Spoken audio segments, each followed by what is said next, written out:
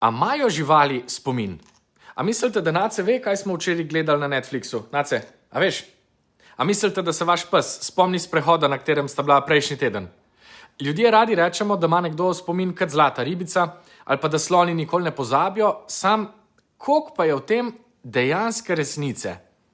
Znanstveniki že leta preučujejo živalski spomin in izkazalo se je, da je to precej komplicirano. Čeprav živali najbrž nimajo tako podrobnih vseživljenjskih spominov, kot jih imamo ljudje, imajo pa same po sebi neverjetne kognitivne sposobnosti. Upsala. No, Nace je šel, jaz pa tudi odhajam. Veverica si lahko zapomni lokacijo na stotine zakopanih orehov. Ptica lahko med selitvijo preleti na tisoče kilometrov, pri vsem tem pa sodeluje tudi spomin. Zdi se, da živali blestijo pri pomnenju informacij, ki so ključne za njihovo preživetje. Točno se spomnijo, kje so nazadnje videle okusen priboljšek ali pa kako se izogniti nevarnemu plenilcu. Ko pa gre za spominjanje dogodkov, tako kot se jih spominjamo ljudje, stvari postanejo malo bolj zapletene.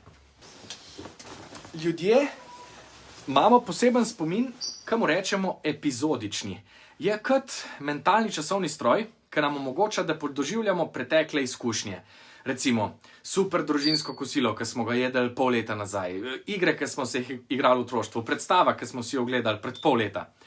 Čeprav živali najbrž nimajo tako podrobnih avtobiografskih spominov kot ljudje, pa so na svoj način precej inteligentne. Učijo se prek asociacij.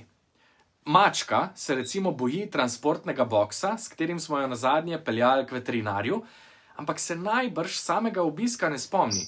Boks je v njenih možganih povezan z negativno izkušnjo in zato jo drugič ali pa tretjič precej težje spravimo van.